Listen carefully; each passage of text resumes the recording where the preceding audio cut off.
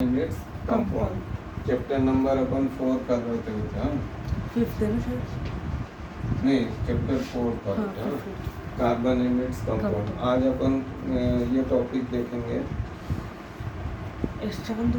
Some important carbon compounds, ethanol and ethanoic acid.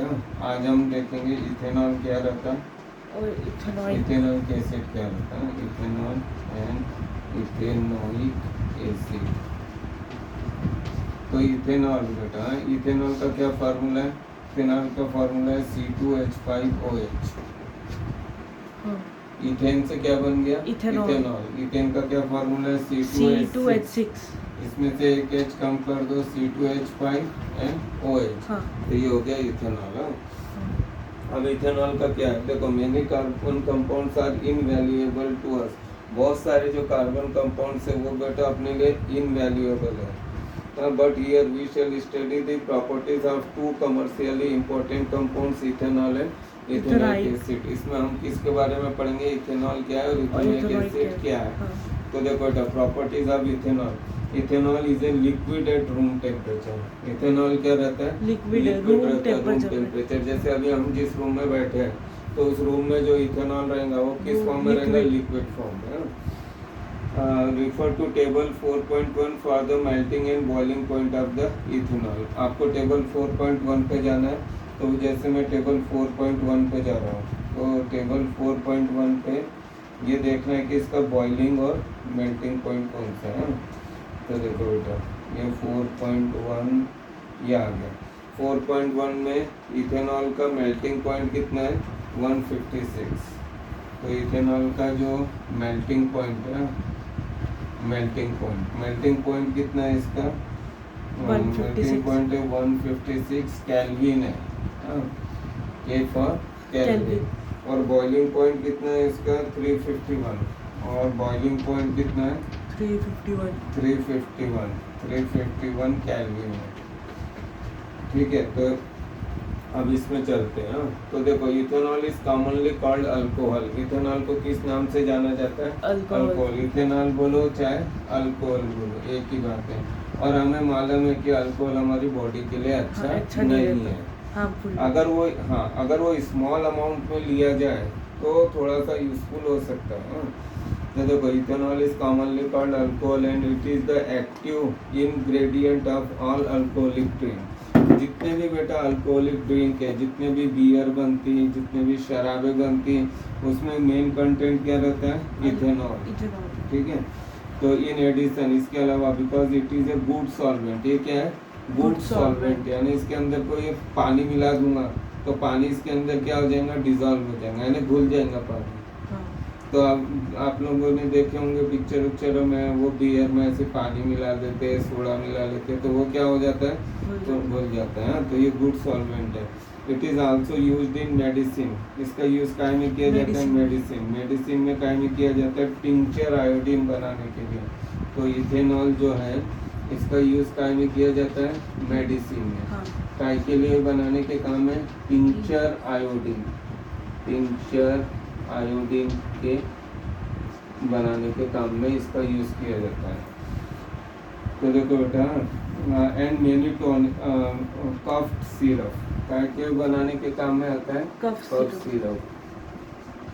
आपने देखे होंगे जितने भी कफ सिरप है, जब लेते हैं तो उससे नींद आती है। जितने भी कफ सिरप आते हैं ना बेटा, जो खांसी आती है, कफ जो आता है, तो डॉक्टर क्या करता है? कफ सिरप लिख के देता है। तो कफ सिरप लेने से नींद आती है। तो नींद क्यों आ रही है? क्योंकि इसके अंदर क्या है? इथेनॉल। इथेनॉल से आदमी थोड़ा सा नशे में आ जाता है, नींद में आ जाता है। तो इससे, लेकिन डॉक्टर ये लोग क्यों लिख के देते हैं?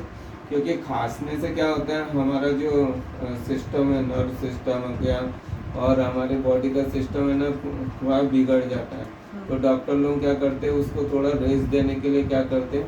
कफ सिरप लिख के दे देते हैं। और कफ सिरप में क्या रहता है? इथेनॉल रहता है। तो इथेनॉल से उसको नींद आती है, तो उसको क्या मिलता है? थोड़ा रिलैक्स मिलता है, आराम मिलता है। तो देखो, ethanol is also soluble in water in all proportion. Ethanol क्या होता है? पानी में भी घुल जाता है। कितने भी प्रोपोर्शन में लो, वो पानी में क्या हो जाता है? घुल जाता है। चाहे 1 चम्मच लो, 2 चम्मच लो, कितना भी लो।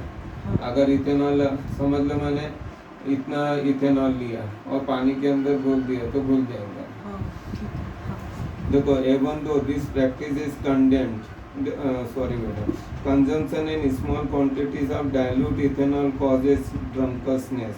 अगर अपन स्मॉल क्वांटिटीज लेंगे किसके, डाइल्यूट इथेनॉल यानी जो एकदम पतला रहेगा, गाढ़ा नहीं रहेगा, जो पतला डाइल्यूट इथेनॉल रहेगा वो अगर हम कंज्यूम करेंगे तो वो हमारी बॉडी के लिए अच्छा नहीं है। कॉजेज ड्रंकनेस, अपन नहीं बोलते कि वो पी के मस्त हो गया, हाँ उसको बेवड़ा बोलते हैं, ड्रंकनेस बोलते हैं, तो उससे उसकी आदत पड़ जाती है। हाँ Even though this practice is condemned, it is socially widespread practice. However, intake of even a small quantity of pure ethanol can be lethal।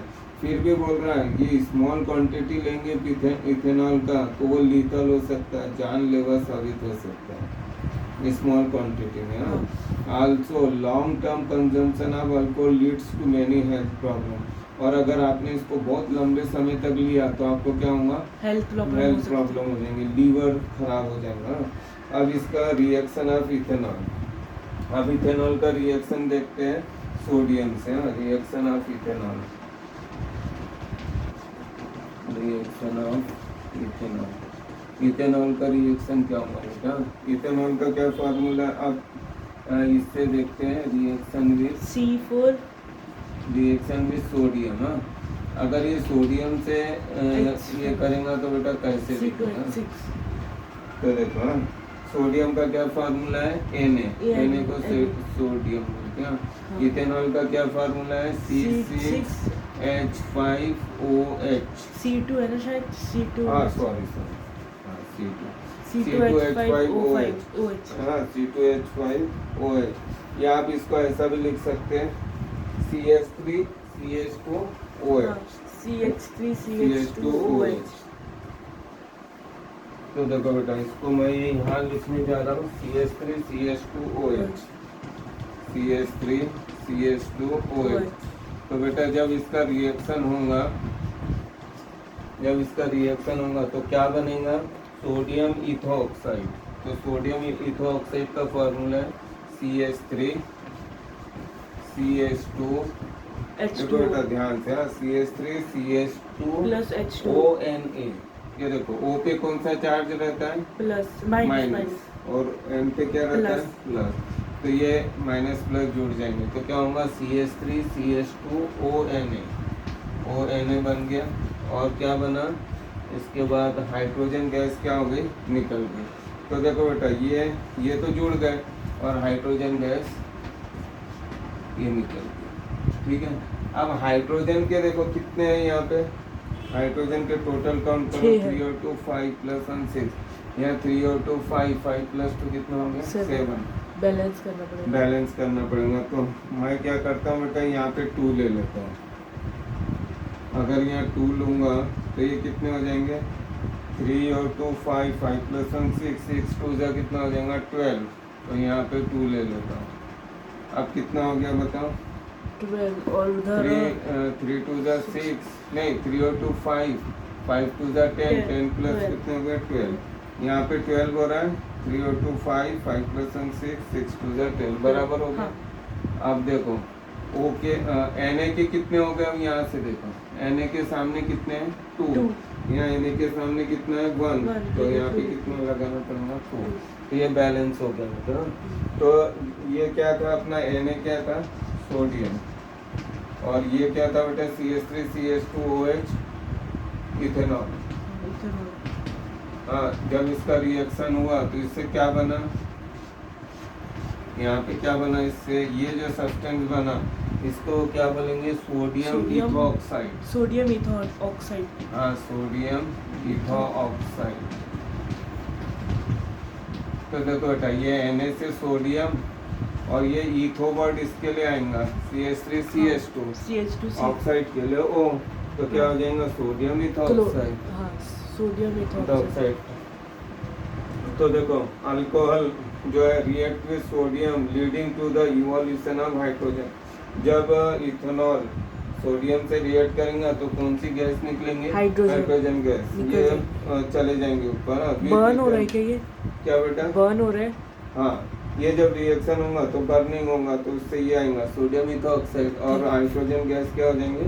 निकल जाएंगे। हाँ। With ethanol the other product is, तो ये दूसरा प्रोडक्ट क्या बना? Sodium ethoxide. Sodium क्या बना? इथोक्साइड।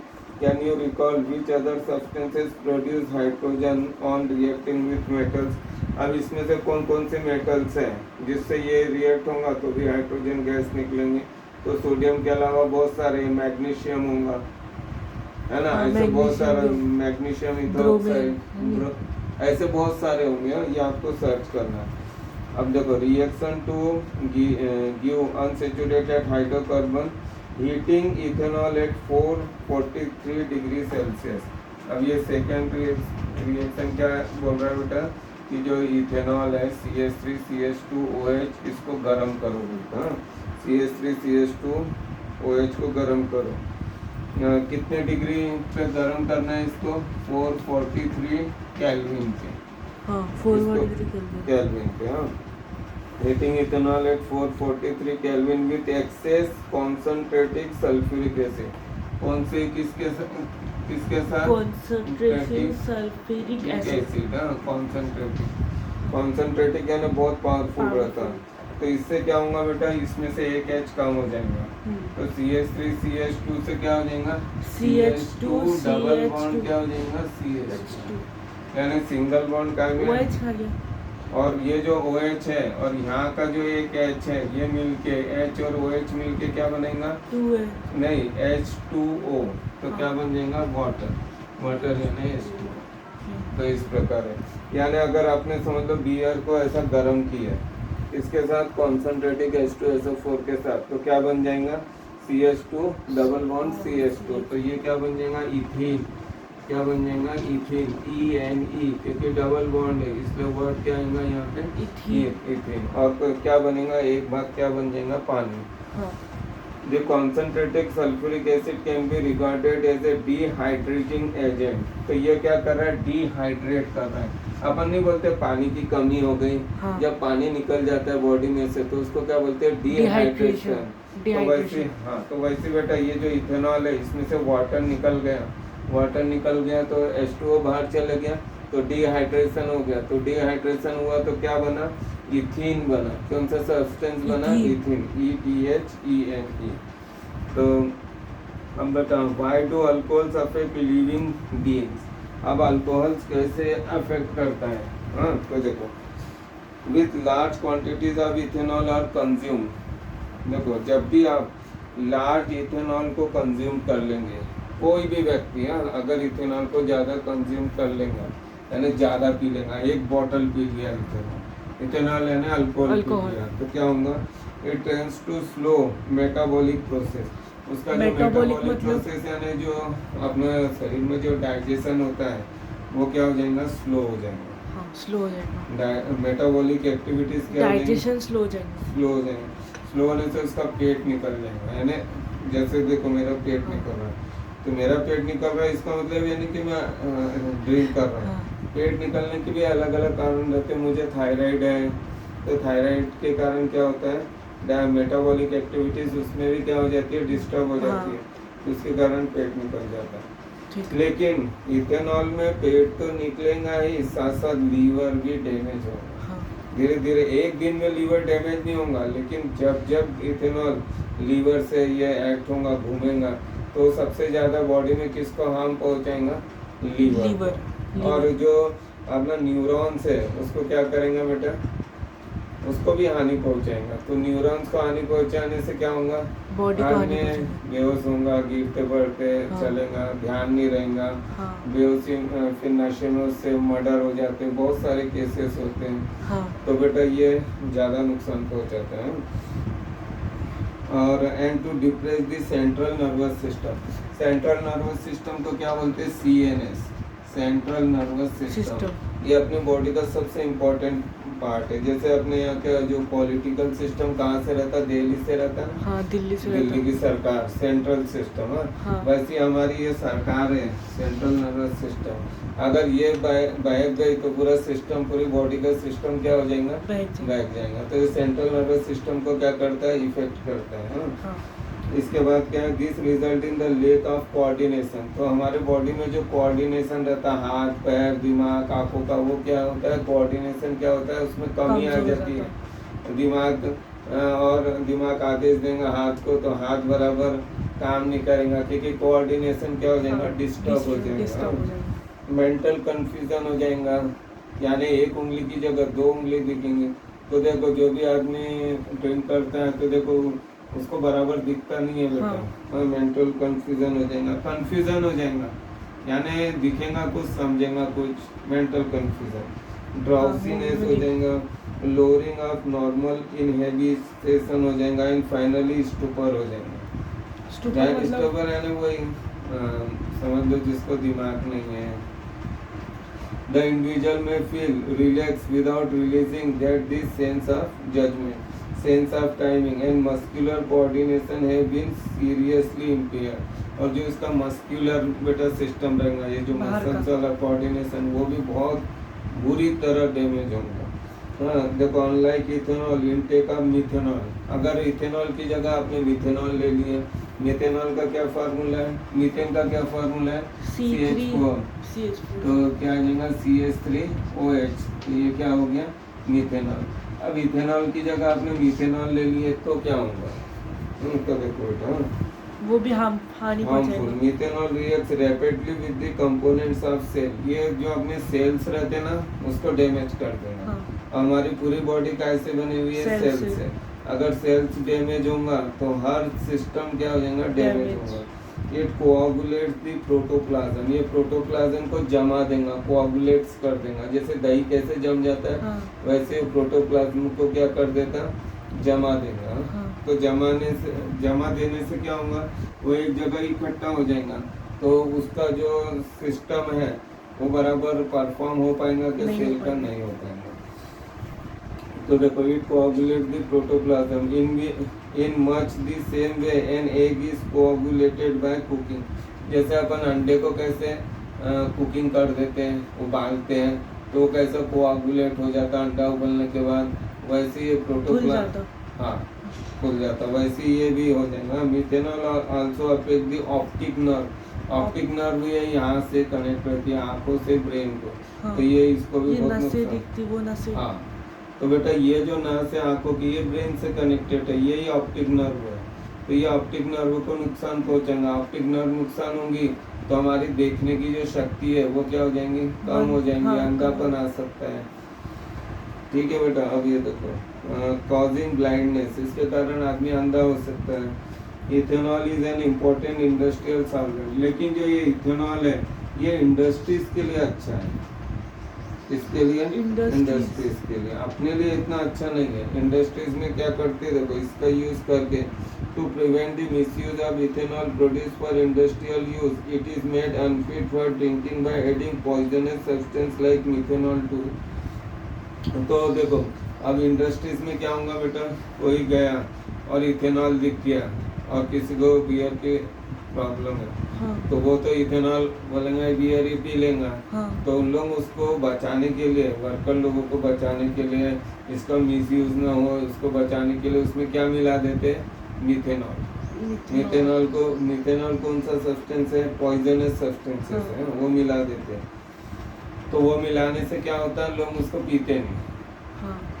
ठीक है, अब देखो, डाइज आर आल्सो एडेड, क्या हो रहा है बेटा, कुछ प्रॉब्लम है। तो बेटा dyes are also added to colour the alcohol blue. तो देखो जो डाइज है, जो बालों को कलर नहीं करते, काला कलर, हाँ काला colour, dyes are also added to colour the alcohol blue so that it can be identify easily. तो इसलिए उसको कलर, उसमें क्या करते हैं, अल्कोहल का कलर चेंज कर देते। कौन सा कलर कर देते, ब्लू। तो ब्लू करने से कोई भी क्या उसको आइडेंटिफाई कर लेता है। हाँ, तो फिर उसको पिएगा क्या, वो नहीं पिएगा। This is called denatured alcohol, इसको ही क्या बोलते हैं, डीनेचर्ड अल्कोहल, यानी उसका जो नेचर है उसको उन्होंने क्या कर दिया, चेंज कर Change दिया, कर उसको दिया, ब्लू कलर का कर दिया कि ताकि पिए ना कोई। कोई पिए ना, हाँ। तो इसलिए रहता है।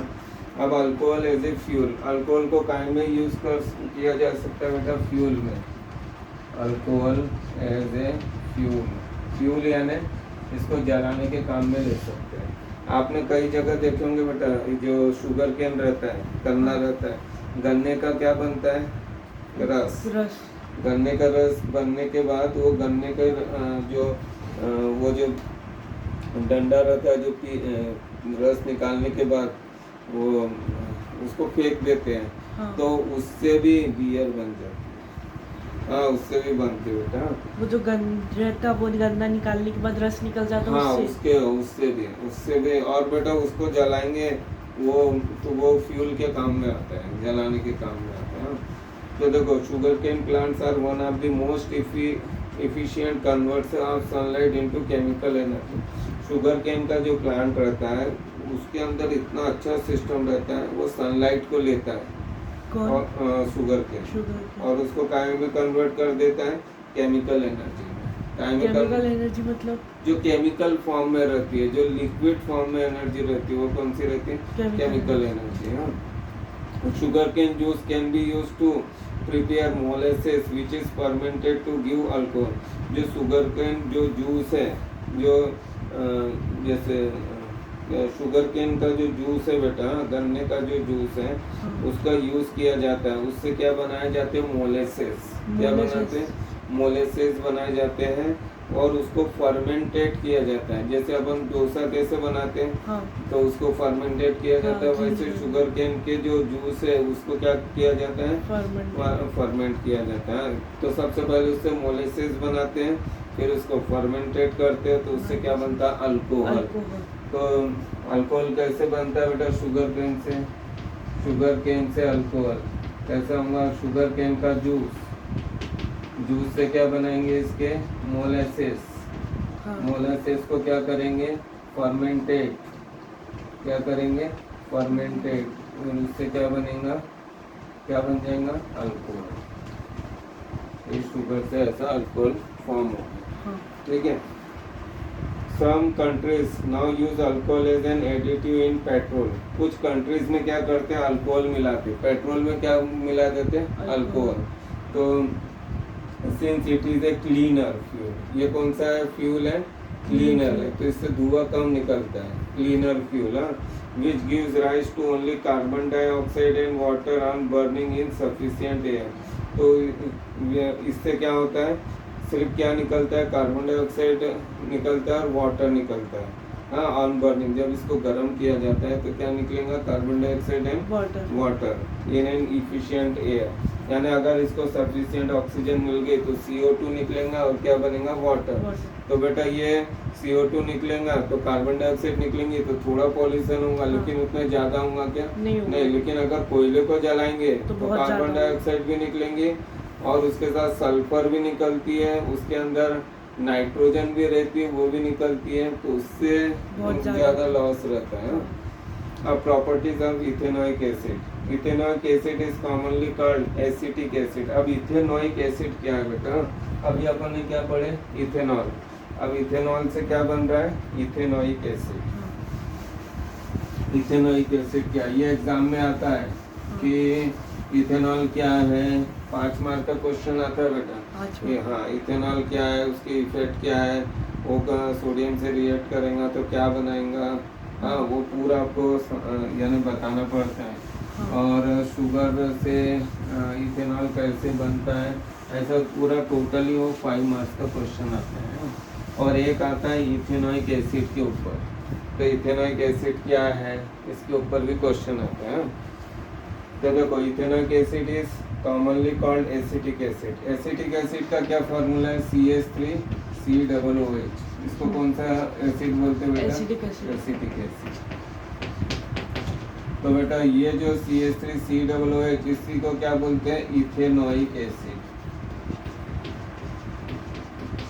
इसी को क्या बोलते हैं, इथेनॉइक एसिड। ये जो एसिटिक एसिड है इसको विनेगर भी बोलते हैं। जो खट्टा खट्टा नहीं रहता है क्या, हाँ, विनेगर। विनेगर वो है। तो ये CH3COOH। And belongs to group of acids का कार्बोक्सिलिक एसिड। ये कौन से ग्रुप में आता है बेटा, अपन ने पढ़े थे COOH आ गया, तो ये कौन से ग्रुप में आएगा, कार्बोक्सिलिक एसिड। कार्बोक्सिलिक एसिड, ये कार्बोक्सिलिक एसिड ग्रुप में आ गया, ठीक है। 5 to 8% solution of acetic acid in water is called vinegar। Vinegar किसको बोलेंगे बेटा, देखो ये जो विनेगर रहता है ये कैसा रहता है, ये जो एसिटिक एसिड है, ये जो एसिटिक एसिड है इसका कितना परसेंट लेंगे, 5 to 8%। हाँ 5 to 8%। 5 to 8% काय में लेंगे, वाटर में। जैसे पानी लिए और उसमें कितना परसेंट डाल दिए, 5 to 8% एसिटिक एसिड हाँ। का, तो वो क्या बन जाएगा, विनेगर। विनेगर, ठीक है। ठीक है। And is use widely as a preservative in pickles. ये काहे में, पिकल्स मतलब पिकल्स मतलब अचार, जो आम का अचार है, नींबू का अचार है, उसमें विनेगर रहता है, तो हाँ। वो उसमें क्या करता है, प्रिजर्वेटिव का काम करता है। प्रिजर्वेटिव यानी ये खराब होने से बचाता है। इसलिए जो आम का अचार डालते हैं, नींबू का अचार डालते हैं, वो 6 महीने तक चलता है, हाँ 8 महीने तक चलता है, बहुत मोस्टली देर तो तक 6 चलता है। महीने तक चलता है बेटा। तो ये विनेगर डालने के कारण होता है। और अचार क्यों सुरक्षित रहता है, उसमें और कौन कौन से प्रिजर्वेटिव्स रहते हैं, नमक रहता हाँ, है, नमक शक्कर रहता है, शक्कर। वो भी प्रिजर्वेटिव्स का ही काम करता है, हाँ ठीक है बेटा। तो ये विनेगर भी करते हैं। The melting point of pure ethanoic acid is 290 kelvin. इसका मेल्टिंग पॉइंट कितना है बेटा, 290 केल्विन। पॉइंट है 290 केल्विन।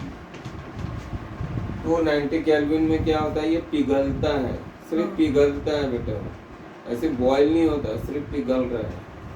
ओह, तो 290 केल्विन यानी इसमें से कितना 20, माइनस करो, 273 273 माइनस कर दो, तो कितना आ जाएगा, 27 17।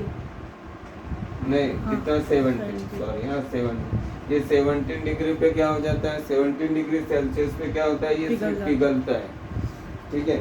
मतलब अभी अगर इधर रखे तो पिघल जाएगा। हाँ लेकिन अभी 17 डिग्री नहीं है बेटा, शाम के समय अगर 17 डिग्री टेम्परेचर रहा, मतलब यानी ज्यादा ठंडी रहा के तो दिनों में, ठंडी के दिनों में ज्यादा रहा तो नहीं पिघलेगा।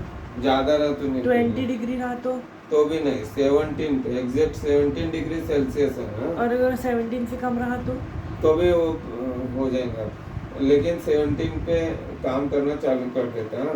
The melting point of pure ethanoic acid is 290 kelvin and hence it often freezes during winter in cold climate. अब देखो विंटर में क्या रहेगा, ठंडी में कोल्ड क्लाइमेट Cold। रहेगा, तो टेम्परेचर ऑलरेडी डाउन रहेगा, तो ये क्या हो जाएगा, फ्रीजेस हो जाएगा। It often freezes during winter in cold climate. Cold का क्लाइमेट में क्या हो जाएगा, फ्रीजिंग होगा। क्यों होगा बताता हूँ। This gives rise to name glacial acetic acid. जब ये फ्रीजेस हो जाता है बेटा, जब ये जम जाता है, फ्रीजेस हो जाता है, हाँ। तो इसका नाम क्या हो जाता है, ग्लेशियल। क्या नाम पड़ जाता है, ग्लेशियल। Glacial acetic acid. कहाँ पे होगा ऐसा, जो कोल्ड कंट्रीज है या कोल्ड विंटर है, कोल्ड विंटर में इसका नाम क्या पड़ जाएगा, glacial acetic acid. The group of organic compounds called carboxylic acid are obviously characterized by their acidic nature. However, unlike mineral acid like HCl, which are completely ionized, carboxylic acids are weak acid. ये कौन सा acid रहता है week बेटा, रहता है ऐसे। Week रहता है। हाँ। यानी ये हाथ पे गिर गया तो कुछ तो अपना नहीं। हाथ जलेगा नहीं, हल्का सा मामूली से खुजाल या हाँ। इरिटेशन मामूली सा आएगा, हाँ। ये वीक एसिड है। अब रिएक्शन ऑफ इथेनोइक एसिड है। अब बेटा देखो इसका रिएक्शन, एक रिएक्शन देखते हैं, फिर बाकी नेक्स्ट क्लास में देखेंगे। क्या ये चैप्टर है ना बेटा, बहुत बड़ा रहता है ना, इसलिए टाइम लगता है। स्टॉप करूँ सर? नहीं अब देखो बेटा, इथेनोइक एसिड एक लास्ट रिएक्शन देखते हैं। कल अपन ईस्टर देखे थे, क्या देखे थे? ईस्टर, हाँ ईस्टर देखे थे। हाँ तो ये ईस्टर इसी से बनता है, इथेनोइक एसिड से। देखो यहाँ पे क्या दिया है, CH3COOH, CH3COOH, इसको क्या बोला जाता है बेटा, इथेनोइक एसिड। हाँ। इथेनोइक एसिड, इथेनोइक एसिड का जब रिएक्शन होता है इथेनॉल से। इथेनॉल का क्या फार्मूला है? CH3CH2OH। अपन ने अभी देखे हाँ, CH3CH2OH इथेनॉल। हम C2H5 नहीं लिख सकते क्या? हाँ वो भी लिख सकते हैं, लेकिन बेटा जब इसका रिएक्शन होगा तो इससे जो प्रोडक्ट बनेगा वो इसको आइडेंटिफिकेशन करने के लिए ये अगर इस फॉर्म में लिखे तो बहुत इजी हो जाता है, इसलिए लिख रहा हूँ बेटा। तो देखो ये रिएक्शन ऐसा भी जाता है और ऐसा भी, रिवर्स में भी आ रहा है, वापस भी आ सकते हैं। वापस भी आ सकता है। तो इसमें क्या होगा देखो, इससे बनेगा CH3। तो देखो बेटा इससे जो प्रोडक्ट बनेगा ये CH3, ये पहले वाला CH3, ठीक है। हाँ। फिर इसके बाद एक लास्ट में ये CH3 है, ये CH3 है। तो CH3 स्टॉप कर दो बेटा। किया। तो देखो बेटा ये इथेनॉइक एसिड है CH3COOH। हाँ। इसमें क्या, इसका रिएक्शन किसके साथ होगा? इथेनॉल के साथ। हाँ। हाँ इथेनॉल के साथ। तो इससे क्या बनेगा? ये देखो बेटा ईस्टर बनेगा। ईस्टर का ईस्टर। फार्मूला देख लो। हाँ यहाँ पे CH3 है और यहाँ पे CH3 है। तो देखो CH3, ये लास्ट में CH3 हो गया। ये स्टार्टिंग का, ये एंड का। फिर यहाँ पे चलो, यहाँ पे क्या है? CH2। हाँ। ये हो गया CH2, हो गया यहाँ का पूरा। हाँ। अब यहाँ पे देखो CH2 हो गया। अब यहाँ पे एक C बचा हाँ। और यहाँ पे एक C बचा। हाँ। और कुछ नहीं, ये तो हो गया, ये तो पूरा ही हो गया। हाँ, हो गया वो ये पूरा। भी हो गया। अब क्या क्या बचा है यहाँ पे देखो, CH3, ये C, और फिर बेटा एक C कहाँ पे आया? ये 2 C आ रहे हैं ना इसके अंदर। हाँ तो ये ऐसा है, ये CH3, ये CH3, ये लास्ट में चले गया। और ये C, और एक मिनट, इसमें जो फार्मूला है CH3C single bond C double bond O। तो देखो बेटा ईस्टर का ये फार्मूला, ये CH3, ये CH3, फिर यहाँ CH2 और यहाँ पे C, और एक C और कहाँ जा रहा है बेटा? ये डबल बॉन्ड O। यहाँ पे देखो बेटा ये इसमें का OH, ये OH, और यहाँ से एक H गया, तो क्या बन गया? वाटर, हाँ, H2O। water। तो वो H2O अलग हो गया। अब बाकी का जो प्रोडक्ट बना वो लिख दो। तो CH3C, ओ CH3 CH2 एक O कहाँ गया? और एक ये, दो, एक O। हाँ CH3COOH। एक मिनट इसमें लिखने में, CH3COOH प्लस CH3